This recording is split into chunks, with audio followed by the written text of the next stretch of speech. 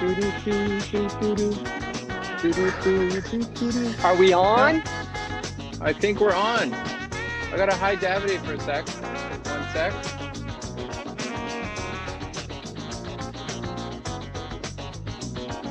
Dad, we're gonna have to fix your video once and the last time. Yeah. Oh, one more time. Yeah. All right.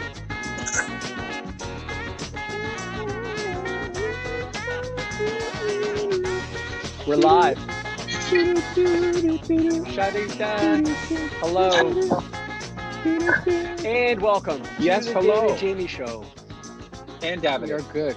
And Davide, Jamie, with special guest Davide, a Davide Dorenzo production. Show episode Davide number De 6. Laurentiis production. Part 2 of the Influences episode, where we're going to talk. Last week, Danny and I talked about some artists that have had an impact on us creatively and musically. And we're going to continue. And this time we've got Davide with us to talk about the very same things. And like I said last week, it's not specifically about, the songs or, our playing style. Sometimes it is, but sometimes it's about just the approach to music or, the sort of general creativity, creative spirit that these musicians have brought to the table. And that's what we're going to talk about today. So welcome. What's been going on in New Deal land? We've been working on the isolation suite, as I tweeted yesterday, and I got such a great response about it. It's almost done. In fact, it is done. We just have to finish mixing it.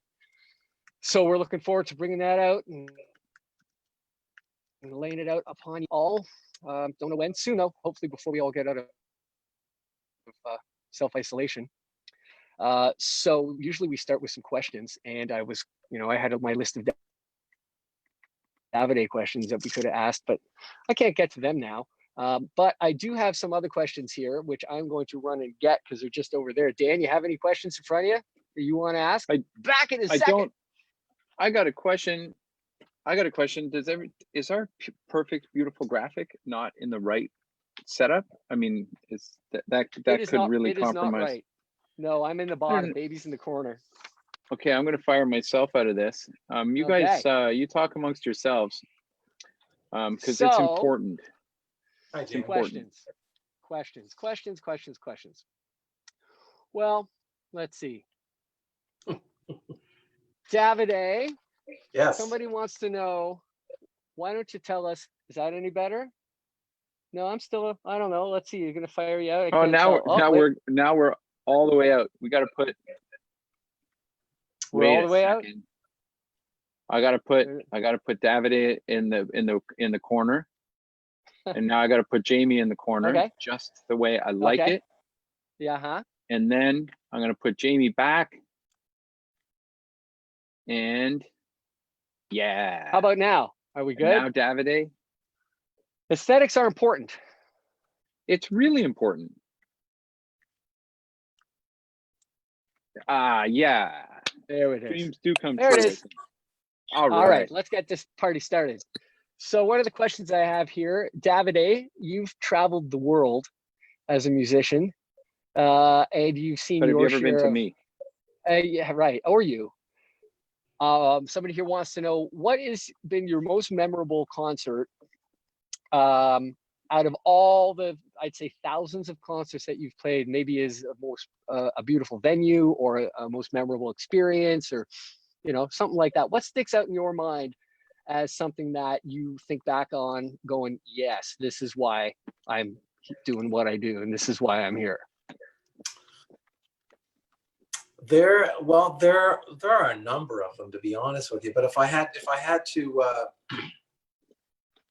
basically speak on one experience, I had the pleasure and honor of playing the Apollo Theater. It was a sold-out performance at the Apollo Theater in Harlem. Wow! With Cassandra Wilson. I toured with her, just over a couple of years ago. But we're starting to work together a little bit again here and there. But that was incredibly memorable. How big is that place? Not that big, and I can't remember the actual capacity. It's embarrassing. It's actually not that big, but I do remember. That's the thing. Like I've never been there, and in my mind, it could be like 5,000, but it's probably like 900. Yeah, man, it's hard to say. Like, I would say less than that. I would say less than that. Like, that much less than that. But man, I'd have to refer to the old Googly on that one. But and yeah, I have it right here. Is it still? Do you, Dan? Yeah, I got a computer right here. What does it say? Watch it be close to that. I say around 600, 700 around 1,506. It's temporarily closed. You did it, Jamie. Can't imagine. Nice. Yeah. There you go. Is it still like looking? Is it been modernized, or is it basically as it was? I think as it was. 65. They've really sort of kept it as it was, and the staff, like everybody there, they were just so accommodating and wonderful, and it was a pretty special night. I mean, but not because I'm on the Dan and Jamie show, but there are some memorable New Deal shows as well. Sure. So, I mean, that's something that definitely stands out. So there you have it. As it would, for sure. New Deal played the Grand Ole Opry, the Ryman Auditorium, when we were playing with the Trey Anastasio band. And that sticks out for me as one of the more memorable venues that I've played. I mean, you soak up the history as you step on stage, and you think about all the people that have played there, and just the spirit of the whole building is just, it's heavy. You can feel it. It's thick when you're on stage. So I can imagine the same would be if we ever were lucky enough to play at the Apollo, which I don't see that happening anytime soon. But you never know. You never know. Dan, you could open up a venue, call it the Apollo with one L, Apollo, but it's pronounced the Apollo Apollo. Creed. And we run it by the Apollo Creed. Of course you do, yes. Which is there are no rules. That's the Apollo Creed. All improvised. Okay. Everything all the time. Let's get to the meat of tonight's show, which is of course the influences. Who wants to start? You want me to quarterback this? Dan, you got something? Well, or Little League coach it. You think it's more like that? That's Bantam. Bantam Elite, Bantam. Dan. It's not Little League. It's Bantam Elite. Excuse me.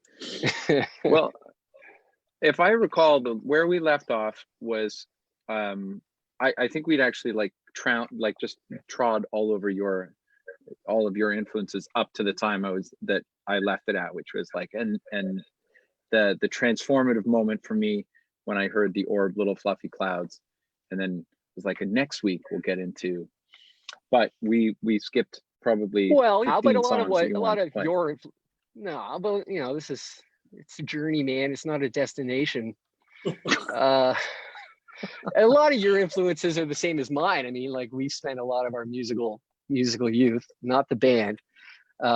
We spent a lot of our musical youth together. So a lot of the things that have had an impact on you have had an impact on me. I mean, for sure there are other elements in the influences that have impacted me as a musician and as an artist, and maybe I can talk a couple about those. Maybe one that I'll bring up is related more to the New Deal than it is to me, and that was before the New Deal started. I was in a band called One Step Beyond, and that was a 7-piece band, sort of a jazz fusion-y kind of a thing. And it was pretty cool, but there were a lot of people on stage. And one of the things when I stopped playing in that band, one of the things that I wanted to do was create a band that was not 7 people, for many reasons. One of them being, felt a little stifled in a 7-person band, but the economics of it as well. It's a lot easier to play gigs when you're 3 people than it is, and it's a lot easier to come to decisions when you're 3 people. Those were some of the reasons that I came to that. And as I thought about what, the band One Step Beyond had a little bit of its toe in the jam band scene. in Canada and in the States. It was fairly early on in that stuff. But one band that really stuck in my mind in terms of how I wanted to approach whatever band it was going to be, and this band is still, but at the time particularly was heavy on the improv, was a lot more jazz oriented, but approached music the same way that I wanted to with whatever act I was going to be part of, wherever it may be. And that was, it was a band that had a major impact on at least my approach to how I wanted to make music. And it definitely had an impact in deciding that I wanted to be a trio. That band was Medeski, Martin, and Wood, which had a big impact on my playing, and at least I know my approach to what kind of band I want to be in. Let's listen to a little bit of their early stuff.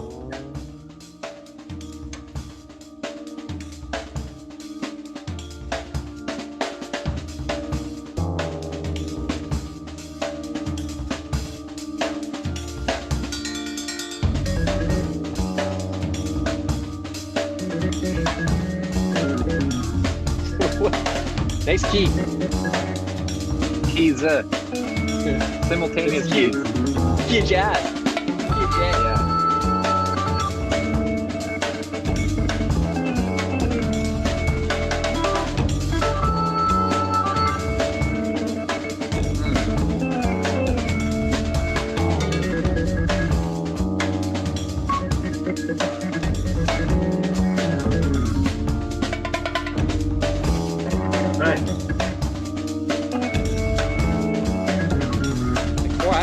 What's going on there?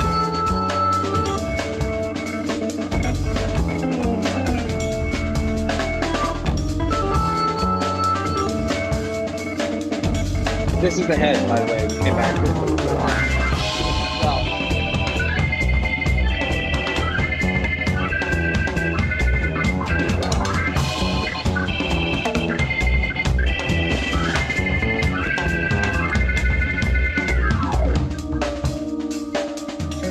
So, one of the things about that,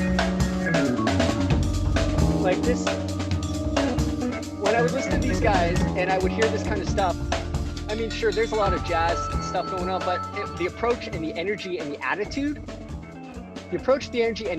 to these guys was like completely zero fucks given. It was, we're gonna play it how we want to play it, and we're going to live it how we want to live it. I mean, these guys scream New York, right? They scream NYC jazz, nouveau jazzers, but I mean, they can play it, they can bring it. So that approach to music, that energy, and that not attitude, but that confidence in doing this, which is a big thing in the New Deal, right? I mean, we have to be confident in what we're doing, especially when we started that band. Had a big time impact on what I wanted to do in a band. Great chords. Been a fan ever since, still am. Lots and lots of keyboards on stage with that guy. Met him a couple times. Nice guy, never played with him on stage. Nice licks going on there. So that had a major influence, at least on me, as what kind of band members, what kind of ideas we wanted to do in our little trio. Yeah. But I ended up with Dan and Darren, so oh well. What could I do? There's a bunch of others that can relate to the band, but I could go on with one other that had a major impact on what's happening. Should we continue the thread, or you want to add anything there, Dan? I mean, you're not well. It's just, I'll say it's plain. You don't hate Medeski, Martin. No, in fact, now that I'm listening to it, I was thinking, oh yeah, we're kind of like those guys, except, I mean, in attitude. I didn't bring a stand-up bass, and fuck, am I ever happy you did not bring a real Hammond organ with you. Not this time, as we discussed. Yeah, not yet. There's still hope. There's still hope. Yeah, totally. That's why I've been working out through COVID, so that we can get back to some real sounds. As long as I can carry the Leslie by myself.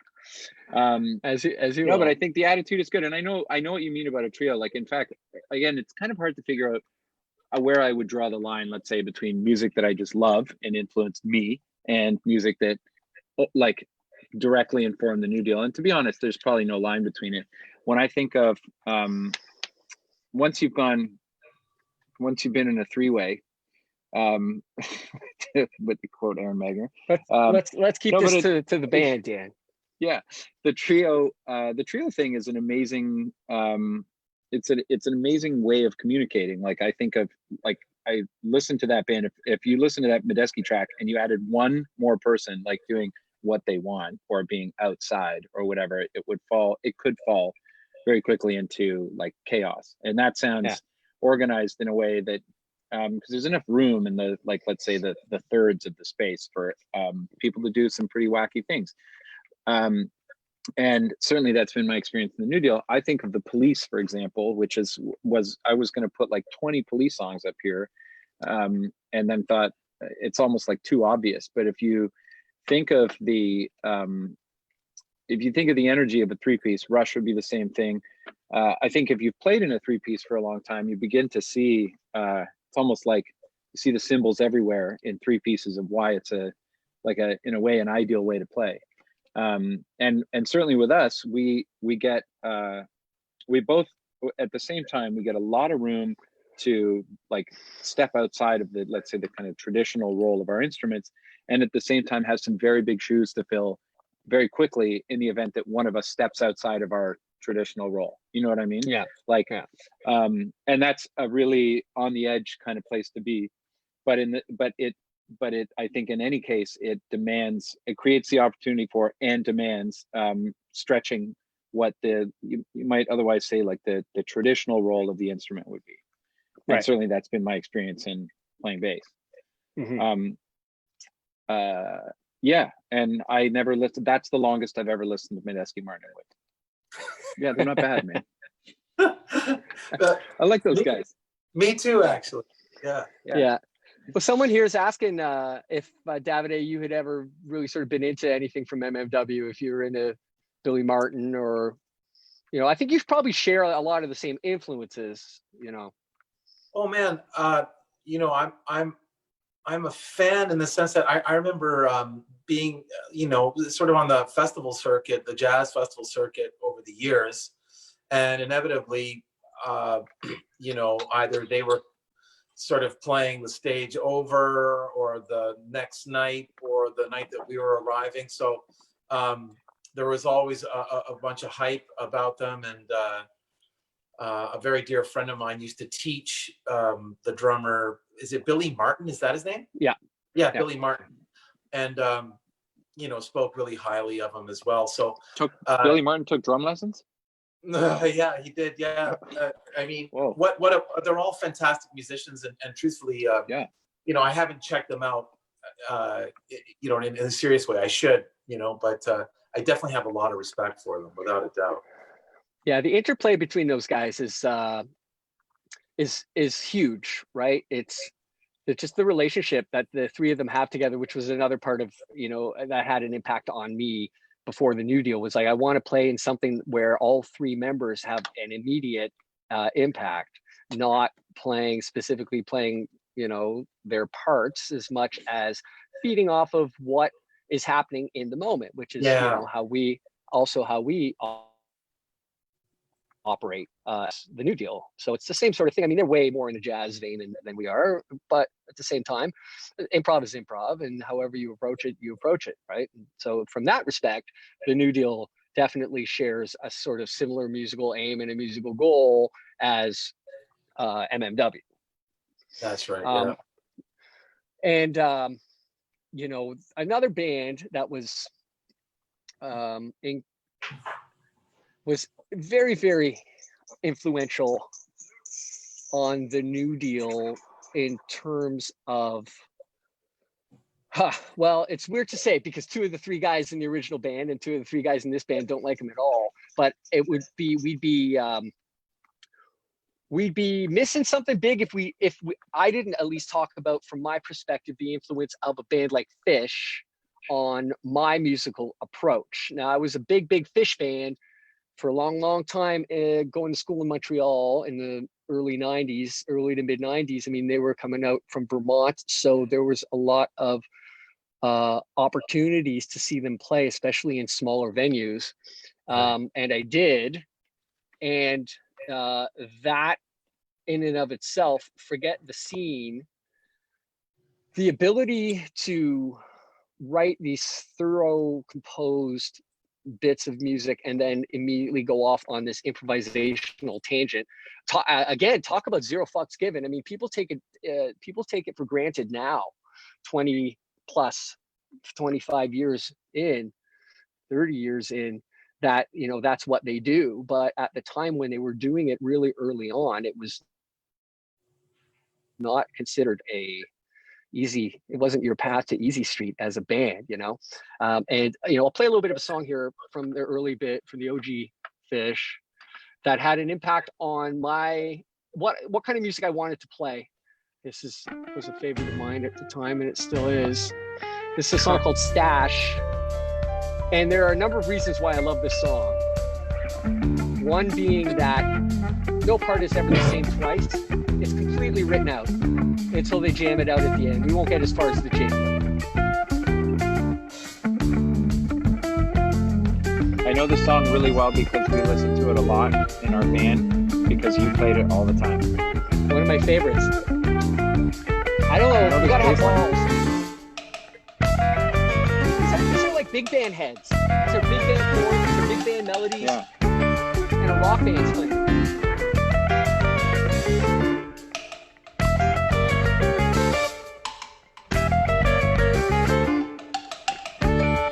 Zero fucks.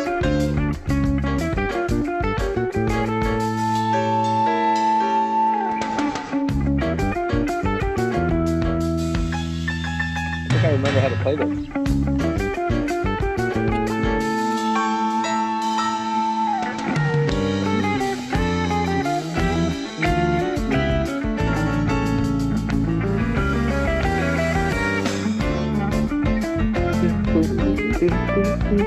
It's just so feather touch.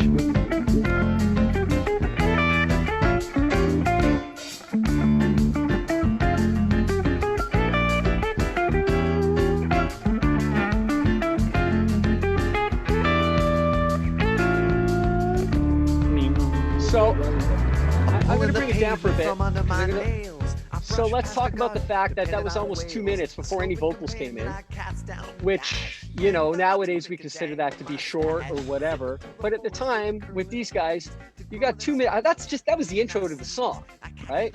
Which is unbelievable in and of itself to me, right? It's like I just had this completely composed 2 minute part that we're going to put on in the song, and then we're going to start the song, right? I'm going to move ahead a little bit to the solo bit, which is not solo bit, it's just the middle instrumental bit. What's amazing about it for me is that maybe it's here. It's here. And it changes key every time.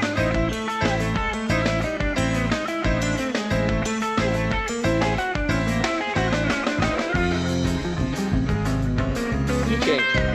Yeah.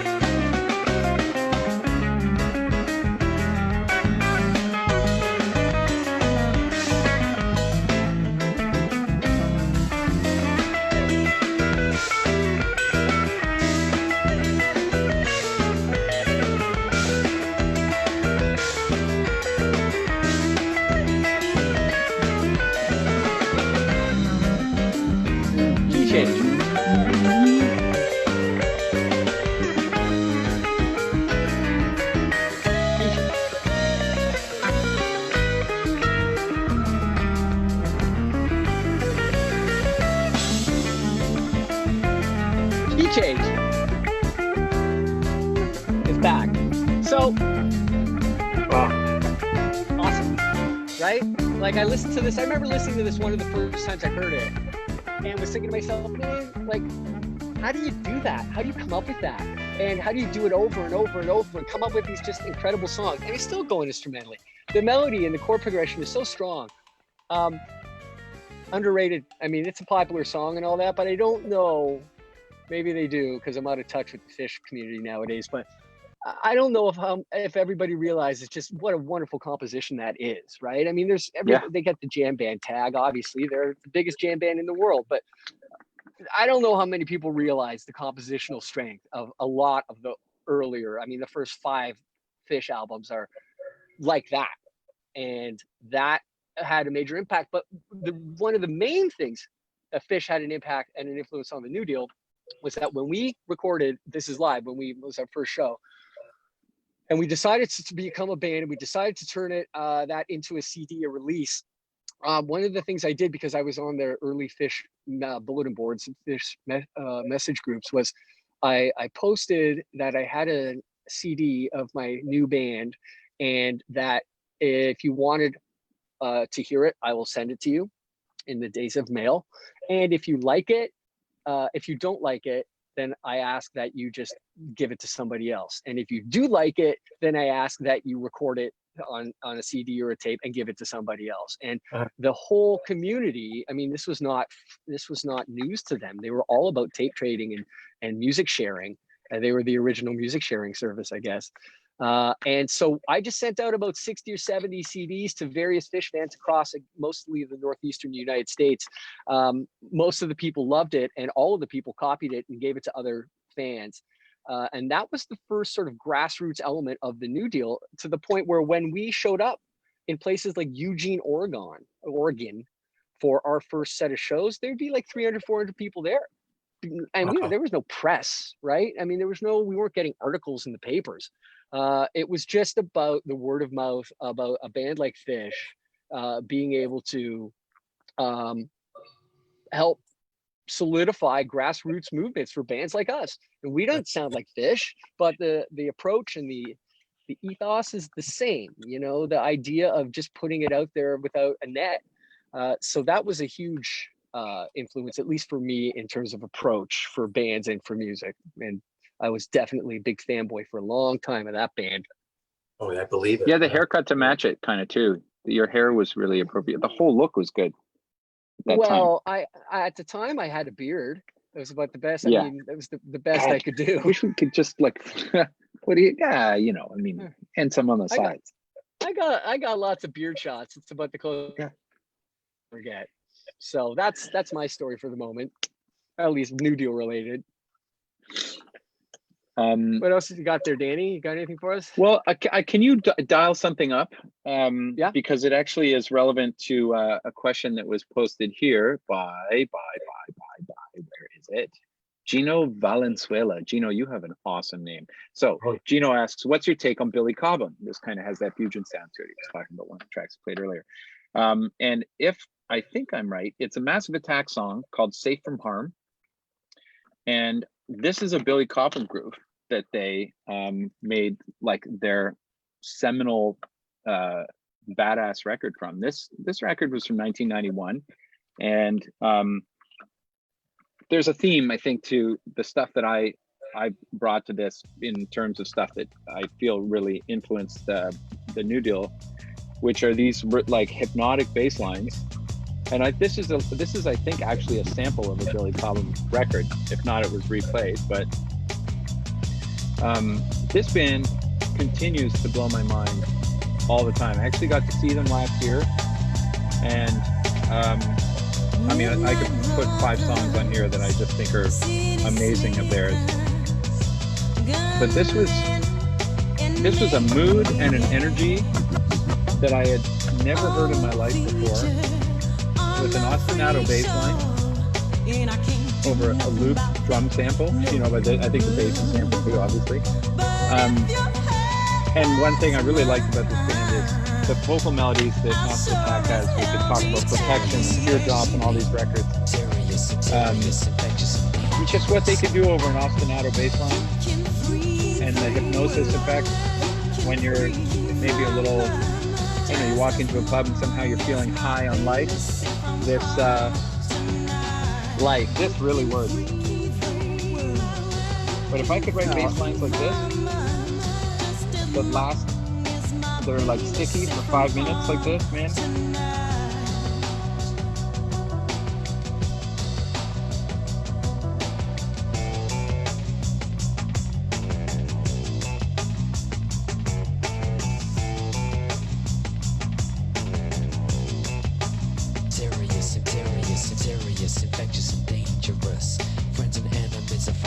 contagious.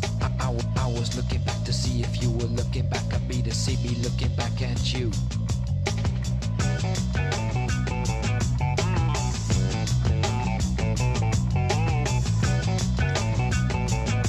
I think that's the sample. I think that's the drum. Oh, I thought that little lick right there was the Billy Cobham sample. No, I think it's the Pitch bass down. line and the drum. Somebody told me that once. I could never find it, but the drums are loose. But that dude, That could be, but after this, I'm gonna play where that little pitch down half speed lick comes from. I want It to hear could be- that. The drums could be too. Oh, you won't even recognize it. Ah. I was looking back to see if you were. I was looking back to see if you were looking back at me, to see me looking back at you.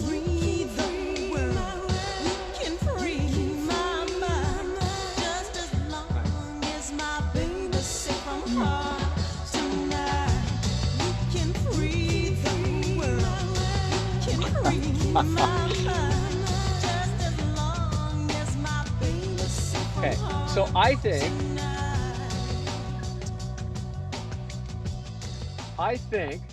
that slowed down that half lick thing. Yeah. Um, Oh, Crangbane. that- Good call. that ba-da-da, ba-da-da, da-da-da comes Yeah. from this Billy Cobham track, which also sounds like Hot for Teacher.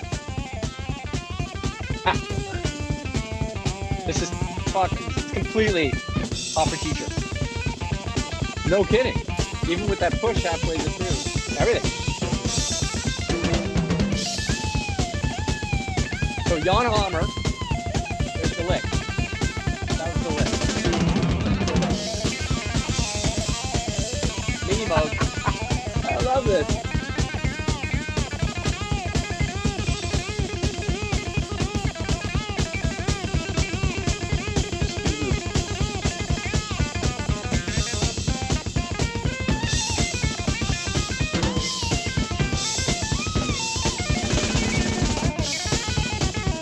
So, I think that's where the lick came from. That's a Jan Hammer jam going on there with Billy Cobham. What do you think of Billy? What's your feeling on Billy Cobham? Dab, you like him? Oh, phenomenal. Yeah. Yeah. Yeah, he's an incredible technician. I mean, he was doing things that nobody could pull off, like so clean, but also, it felt good too, whenever you heard him play. I had the chance to actually hear him play live with his group a number of years ago in Germany, and he stole the show. Like him and his group stole the show. They were incredible. I have a ton of respect for him. Yeah. And on taking it on a completely opposite direction, Yeah. you and I have talked a number of times about these things, and we sort of talked a little bit about it on our last time you were on the last episode that we had you. But let's talk a little bit about some of the drummers that have had a musical or a creative or artistic impact on you, as a musician, as a person, as a music lover. Is there anybody that comes to mind as someone that's had an impact, at least in your heart and in your soul, not necessarily in your hands and arms? Oh, so many. We talked about Stuart Copeland. We didn't talk about John Bonham. Right. He's definitely one of them. He seems to be a sort of top 5, top 10 drummers are talking about their influences. So he's definitely one of them. Keith Moon, his spirit really inspired me. Levon Helm, Jim Keltner. Let's stop on Levon Helm for a sec, because Sure. that's a guy that one maybe wouldn't relate as being something that's fundamental or foundational to a band like the New Deal. But I'm up there with you in terms of the importance that a guy like Levon Helm has had on my musical, not my musical upbringing, but just the approach. Maybe you want to explain a little more, like you did the other episode, about why Levon Helm is important to you as a drummer or as a musician. You're talking about spaces. In a nutshell, I he was one of the first drummers that I heard. There are many of them, but I'm saying the first drummer that I heard play with such a musical approach. So, I heard him play the drums, but it was the way in which he played the drums and the way he contributed in crafting the song. Along with Robbie Robertson and everybody else for that matter. The fact that he sang in the group, he was one of 4 singers, I believe. Is that right? One of 3 singers. Yeah. Help me out. Thank 4. Oh yeah, 3. No. Manuel. And you're right. So, 3. He was one of 3 singers there. I mean, they were all 3 of them were brilliant singers and all so different. Yeah. And yet it just worked. I mean, what a chemistry. But I can go on and on about Levon, but in a nutshell, we'll just keep it there. Is the thing that really attracted me the most was, the way in which he was musical about his approach and his groove. Like his feel was impeccable. You'd never put it to a click track because it would be the death of it, Let's listen to some. When I get off of this mountain, you know where I wanna go. Straight down the Mississippi River to the Gulf of Mexico. So simple. To Lake Charles, Louisiana. Little Bessie girl I once knew. She told me just to come on by if there's anything that she could do. I mean, this phrase Cripple Creek, she sends me if I spring a leak. She mends me, I don't have to speak. She defends me, a drunkard stream if I ever did see one. Good luck had just stung me. To the racetrack I did go. The thing to me about this kind of music. What song is this? I've never heard it before. Yeah, the thing about that kind of song and why that's so important to at least to you and to me as a musician is the same reason that which is space, right? There's a lot of space. There's a lot of space in his playing, but there's a lot of space in what's going on in the band. And we talked the other time when you were on, we were talking about our Charlotte record and we were talking about how important all that space was to the song, right? And, we won't go through this too much, but, another beautiful example of that is something like Lowell George, who was the king of space, right? And we're not gonna play all of this, but if you just listen to the drumming, or you listen to the other instruments, there's so much space. What's going on right now? Now things got worse, yes, a serious bind. In times like this, it takes a man with a style like getting out of a bind. A doctor of the heart and a doctor of the mind. Nobody's playing. With a boogie thing, here's a man to me. You like the sound of shut your feet, hey, can we be? If you wanna feel real nice, just dance the rock and roll down to the rise. So, that's not. You're not going to confuse. You're not going to confuse Little Feat with the New Deal, but the or Billy approach Cobham. to, or well, I think you might get a little closer with Billy Cobham than you will with Little Feat. But there's a lot of similarities when it comes to, at least when we're doing it right, the New Deal that is. There's a lot of similarity in the approach, a lot more recently, as Dan has pointed out in the past, to not being so dense with our notes and chords and trying to allow the space to open up and let that space envelop the band more than a countless number of notes. So you might not think Little Feat when you think the New Deal, but I do sometimes, you know, as well as the band. We spent a lot of time in high school listening to Little Feat too. It's in Oh, there. yeah. It's in our DNA. Yeah. I still do. Amazing. That's Nice. nice. Danny? Where let me see where we okay, can we talk about Daft Punk? Sure, Since, I wonder I got some here. yeah, they got a couple songs anyway, people know. But like off their very first record, again, that was just so many of the tracks on that, I mean, the evolution of that band definitely is phenomenal. And particularly, I said this a couple of years ago, that there was a period when the New Deal stopped playing however long ago. And one of the reasons for me that that I didn't feel like playing shows anymore was that the bands in the jam scene ended up becoming the opening act for EDM DJs who, like, for obvious reasons, like DJs play songs that sound really fucking great on PAs, and bands sound great on PAs, but they don't sound as loud and as heavy. And I thought to myself, you know, this is it for the jam scene for a while, just because we can't compete with records that have been mastered for, you know, maximum output. And when Daft Punk made the last record, I don't even remember what it's called. What is it? Random What's the Access last- Memories. Yeah.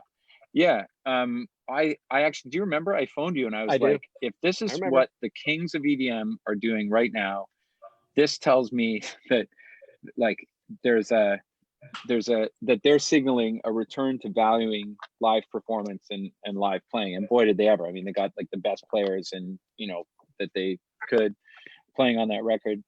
And so in a way, Daft Punk has like taken me on a journey from like departing instrumental music, like live played instruments, whatever it was, you know, most recently, or what I was playing at the time was still bass guitar.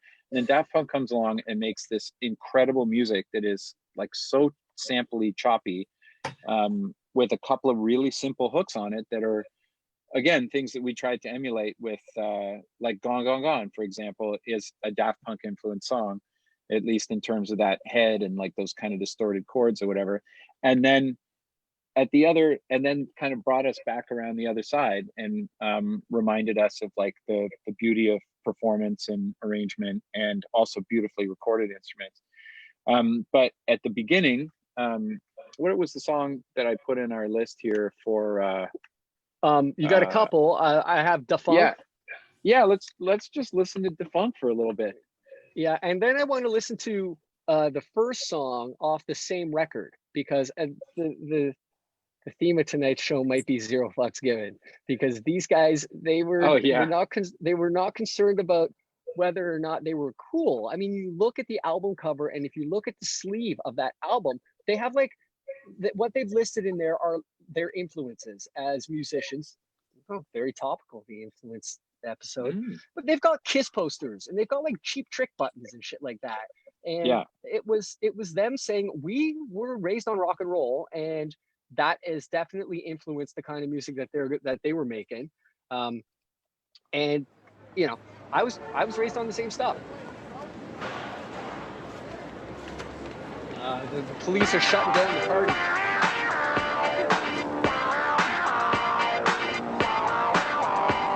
I mean, that's a sheet group.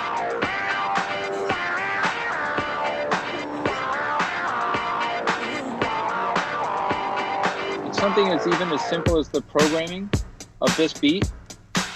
It's a Nile Rodgers sheet group. Yeah, totally. But it's the sensibility of knowing why it works. You know what I mean? And it just worked, man. That makes me think of, that's a little Beastie Boys moment there, that little fill. Yeah, exactly. Oh, man.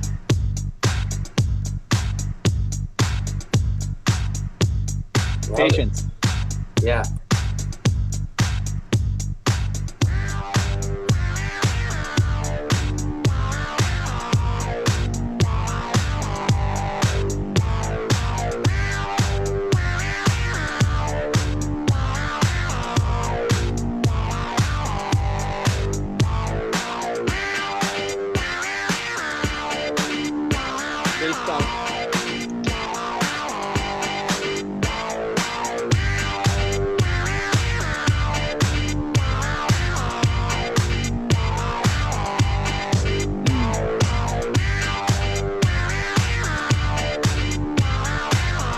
Sexy tempo too.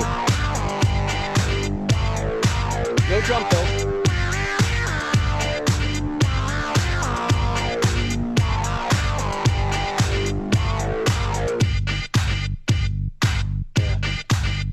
Dance music arrangements, man.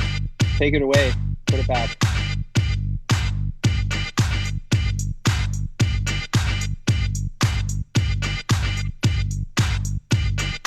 Oh yeah, great little lick coming. Oh yeah. Oh, Yeah. can't wait for it.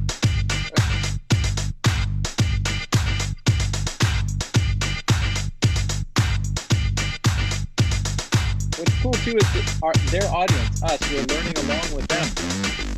Like how to dance to this music, how to listen to it. Like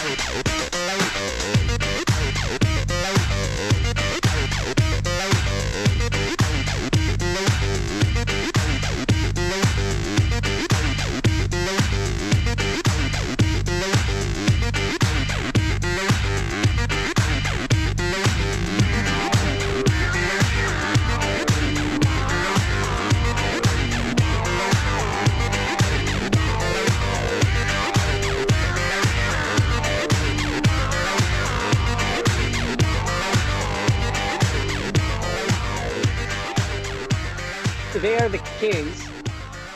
This definitely had an influence on the concepts of the New Deal, and especially on the concepts of the making of Gone, Gone, Gone, as you said, but for a different reason, which is one of the things you mentioned, Dan, was it's, you know, dance music compositions, you add, you know, you've got this foundation going on, you add a part, you take it away, you add another part, you take it away. You know, the propeller heads, we talked about that in a previous episode. And did then we play near the Propeller end, Heads? yeah, we did. And then you take all those parts, and near the end, you've got them all coming in together as all contributing at the very end of this sort of culmination of the musical theme. Let's listen to 90 seconds of the very first song from that record. Is that Daft and Direct? Is that what it's called? This is the best. Daft on And Direct. this might be one of my favorite songs on the record. Like, it's just a mess. And then you figure out what's happening.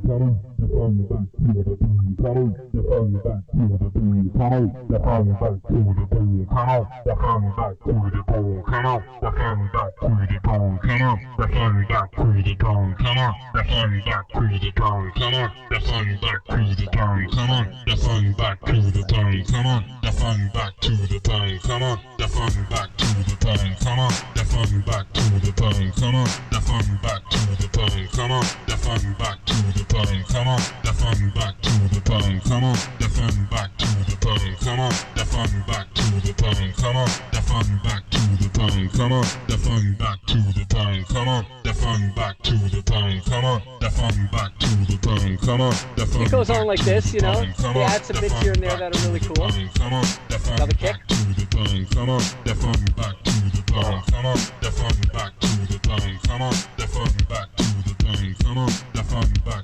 Great. Right? They add one bit.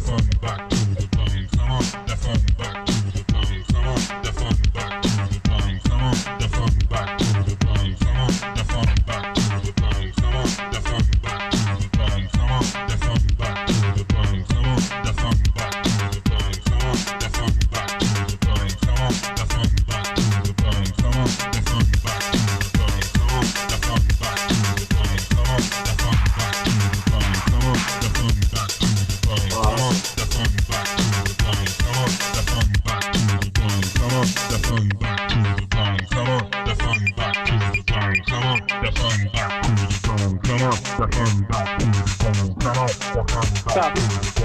great because it's the same thing over and over. And this is their business card. They're like, "Hi, we're Daft Punk Yeah. with this song." Yeah, it's like, this is how our album's going to open. And again, if you don't like it, well, gee, that's too bad, because this is what it's going to be like. And they got the confidence, right? So cool, very cool. Good call on that, Dan. What else? Someone here asks, what about music when you were really little? What kind of music were your parents playing in the house? Ooh. That's an interesting question, and I think Dan would probably have the most interesting answer. Oh I yeah, don't- actually, but I know Dan's got some good ones. music. It was not dance music. Well, other than the Brazilian stuff, which I talked about last week. My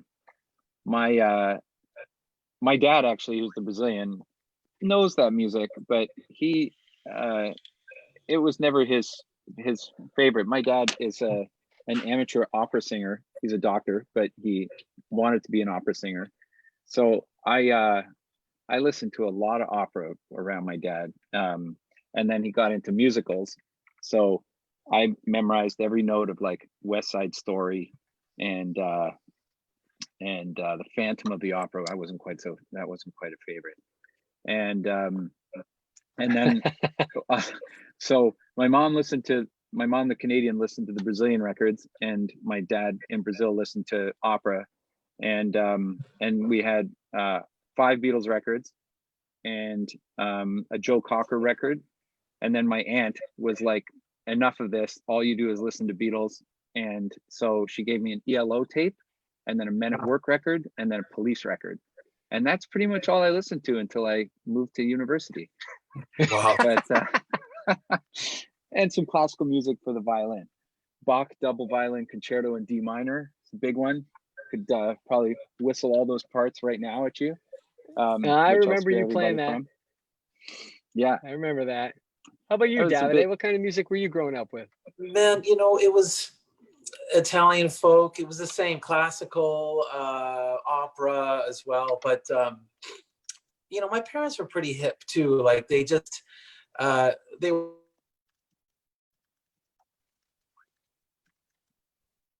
Oh.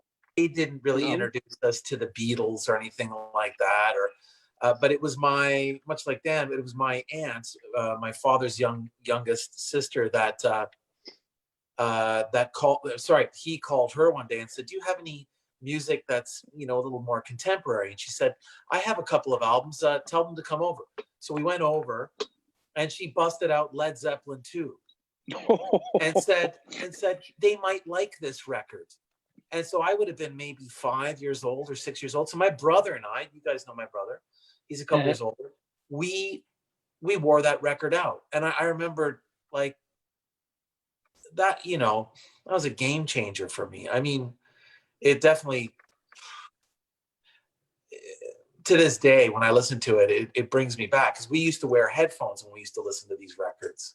So you can imagine being 5 or 6 years old, listening to Bonham and Plant and Page and John Paul Jones just tearing your head off. It was heavy, man. So there you have it. Led Zeppelin, Jamie introduced me to by way of our high school band, which I think was it was a merging of 2 supergroups. One was called Johnny and the Walkers, and the other was Downstream, and we became Downstream. And so you invited me to come and jam with some of your friends. And in the same 4 hours, I got introduced to Led Zeppelin for the first time, hashish, and then got a thrilling ride on the back of our guitar player's motorcycle, stoned out of our minds, me just having had my head blown off. And I barely played bass at the time, and we were learning how to play one of the easy Led Zeppelin songs. I don't remember which one. It might have been Stairway. I don't know. With 4 guitar players in the band, if I recall. That was more than enough guitar players to cover the parts, but only 1 bass player. But yeah, Led Zeppelin, I forgot to mention, blew my mind and continues to do so. Yeah. So Davide, in your playing, I hear John Bonham all the time. Oh, wow. Yeah, I mean, Oh, yeah, sure. yeah. When you decide to play like what you look like right now. That is, when you're not like, you know, bossa grooving through some extended bridge in a New Deal track. But that's and I mean, we've actually ended up talking a lot about drummers and beats today. Bonham's one of those guys, I think, that in a way would have been an influence both on Darren and on you in the same way, where that's a guy who could take a funk groove and make it sound like rock. He could make a rock groove sound so funky. And to Jamie's point, didn't give a fuck about what genre belonged where, and was gonna make it his own regardless. And in you know, and that's a thing that we do. We could be over a house beat. Jamie could be playing an Eddie Van Halen inspired Moog solo, and we could be, you know, bending these genres all the time and not even noticing it. And just when I think of like the palette of what we've listened to together today, and it barely again scratching the surface, like when you go from Levon Helm to Daft Punk to Led Zeppelin to whatever, and we're a band that ostensibly makes dance music, it goes to show you how much you can throw into that blender and spit something completely different out. And I think maybe since we're wrapping up, I would love to hear a Van Halen song, which I'm just going to tell you is an influence on Jamie only. Well, I mean, not only, but definitely when he gets on the Moog, and maybe also sometimes a little nod towards Jump when you're playing some strident chords on the Juno. But I think there's probably more. Maybe we could listen to Hot for Teacher.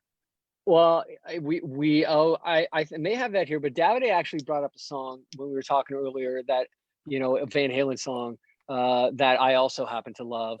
And maybe we'll play this one, which is kind of similar in the vein to Hot for Teacher. Got a freaking awesome guitar lick. One of the best debut records ever. I'm the one.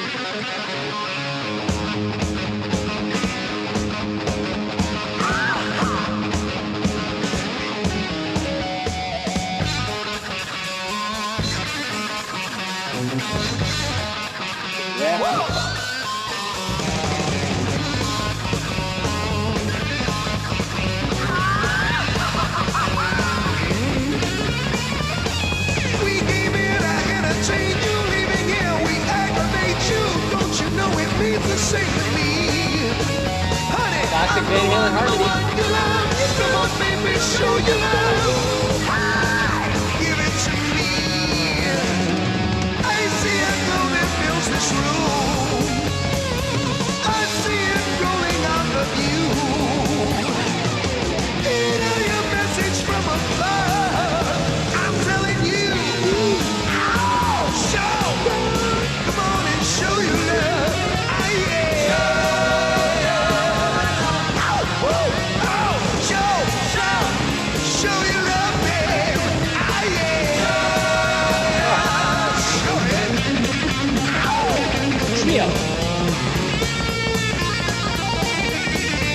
James Guitar Fields on Moog right here.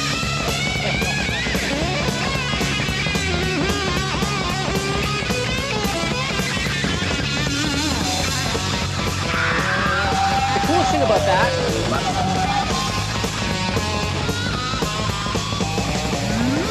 there was very little. We'll come back to the bridge. Very little speed going on with Eddie. It's not like he's like just shredding away. He's just playing amazing licks, right? It's all just super funky, super not improvised, but super funky, super progressive stuff.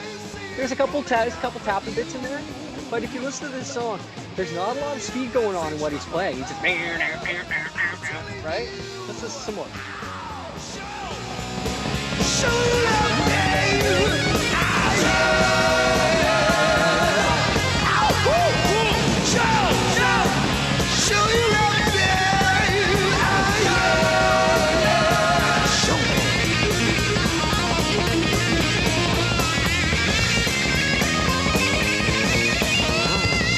Best part coming up.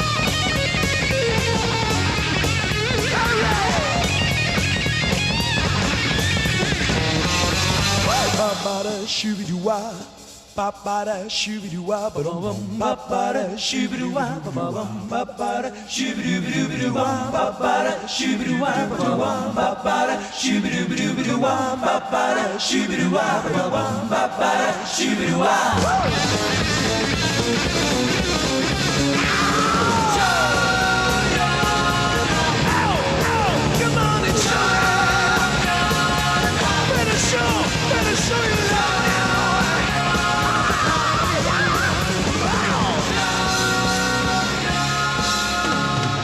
So there's